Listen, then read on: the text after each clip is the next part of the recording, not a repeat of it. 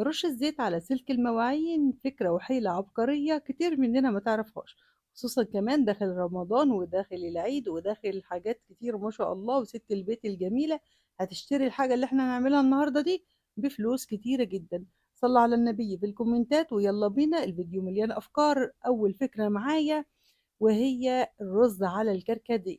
النهاردة هنسوي الرز والكركديه مع بعض وبرضه هوفر عليكي فلوس كتير، وهتحتاجي الفكرة دي. وكمان لو عندك وصفة زي دي تكون قديمة أو جديدة عادي جدا مش هتفرق. هنجيب قطعة من القطن برضو العادي جدا، قطعة صغيرة خالص من القطن، وهنفردها بالشكل ده ونحطها في قلب المصفى. وهقولك هنعمل ايه دلوقتي.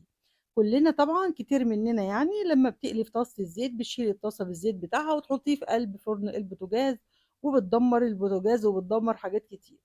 فهاقول لِك كده على فكرة سهلة وبسيطة ما تتعبكيش خالص وما تاخدش منِّك وقت ومجهود. هتصفّي كده الطاسة بتاعة الزيت بعد القلية في قلب قطعة القطن دي، وكده نضّفتِ كده الزيت بتاعِك. حتى لو جهزتيه وعينتيه عشان تبيعيه أو علشان تستخدميه في الصابون أو أي حاجة، كده الزيت بتاعِك هيكون نضيف وجميل وشكله حلو. أي نعم إحنا مش هنستخدمه في الأكل تاني، لكن طبعًا احتفظي بيه في الأزايز.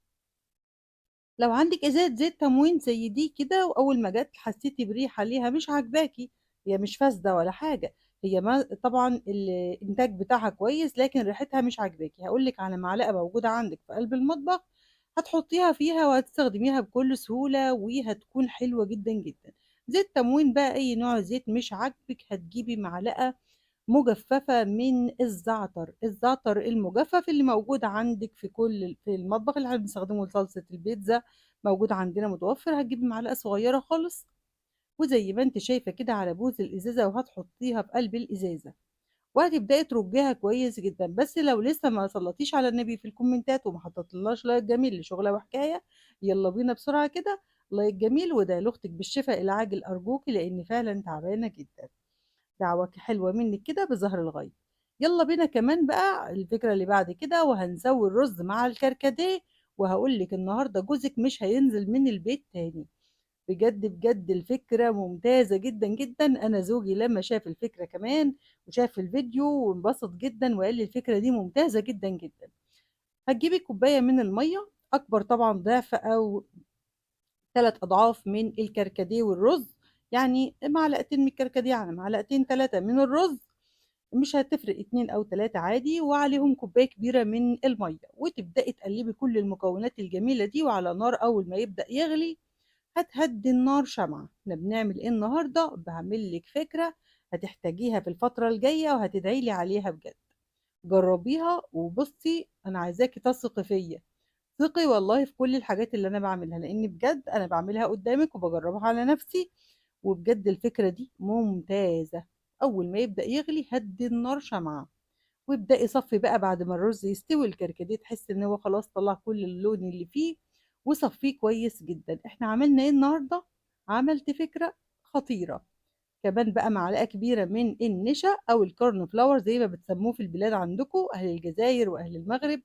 محمود من السعودية تحياتي ليك أخي الكريم، طبعًا كاتب لنا كومنت جميل ربنا يسعد قلبه. وأمنية من مصر ربنا يسعد قلبِك، وروز كمان من السعودية، وحبايبنا من الجزائر تحياتي ليكم. اكتبوا لي اسمكم في الفيديو الجاي وعرّفوني بتتابعوني منين، عشان إن شاء الله أقول اسمكم في الفيديو الجاي بعد كده. وعلى النار كده على نار هادية، إحنا عملنا النهارده أجمل توريد وتفتيح للبشرة وللجسم كله، خطير جدًا. استخدميه على وشِك وما تخافيش. حابة تضيفي له أي زيت بقى، حاجة كده زيت لوز حلو، زيت لوز مُر، تحفة جدًا. هو كده طبيعي جدًا. شايفة؟ حطيت قطعة على إيدي والله ما قطعت الفيديو.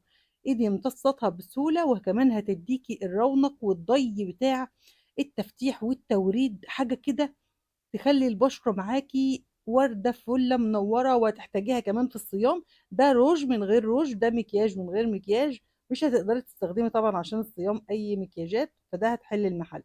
نرجع بقى للفكرة الأساسية بتاعة الفيديو، والفكرة دي هتوفّر عليكِ فلوس كتير. وداعًا بقى للتوفير أهلًا بالتوفير أقصد، ووداعًا لمصاريف كتيرة جدًا. قطعة سلك عادية جدًا بلدي من العادية بتاعتنا، السلك الناعم العادي خالص، هتجيبي ب5 جنيه كده وهتقعد معاكِ فترة طويلة. أي نوع زيت عندِك. أقول لِك على حاجة كمان وسر، ممكن تستخدمي في الوصفة دي حتى لو زيت مستعمل، ما فيش أي مشكلة، بس طبعًا عشان التصوير وعشان حبايبنا الجُمال هنستخدم إيه، معلقتين كده من الزيت القمر اللي قدامِك ده، أي نوع زيت، هتجيبي كده معلقتين من البيكنج باودر أو الكربوناتو حسب الموجود عندِك، الاتنين ممكن يقوموا بنفس المهمة، معلقة كبيرة كده حسب الكمية، تقدري تضاعفي الكمية براحتِك جدًا. وانزلي عليهم بمعلقتين من الصابون السايل، أي نوع صابون عندِك برضه صابون سايل بتاع الأطباق، وكمان معلقتين حلوين من الخل، وهتشوفي بقى التفاعل والفوران الخطير ده. ابدئي امزجي كل المكونات الجميلة الخطيرة دي مع بعضها، وانتِ بتعملي دلوقتي عظمة، بتشتريها بفلوس كتير بأقل الإمكانيات تقدري تعمليها عندِك. طبعًا داخل رمضان ما شاء الله كل سنة وأنتم طيبين، وكمان تنضيفات رمضان وتنضيفات العيد وحاجات كتير النهارده هاقول لِك وهاعملها لِك في البيت بكل سهولة. أول ما تبدئي توصل بدأت تتماسك شكل العجينة كده، انزلي بقى بمعلقتين من أي نوع من الزيت، أي نوع من الزيت عندِك، مستعمل، زيت طعام، زيت أي حاجة، أي حاجة مش هتفرق. ولو عندِك زيت عطري بقى الله عليه، هيدّي ريحة وجمال، بس طبعًا الزيت العطر غالي، فهنستخدم زيت الأكل عادي جدًا، وابدئي بقى دوّبي كل المكونات الجميلة دي مع بعضها، تمام، كده زي الفل. وأول ما طبعًا ما شوية كده هتلاقي الفوم ده بدأ يهدى شوية، بس أنا باحب بصراحة أشتغل بيه وهو فيه فوم كده. هتجيبي بقى قطعة من سلك المواعين العادي جدًا وتبدئي تغمسيها بقى في المكون الجميل ده.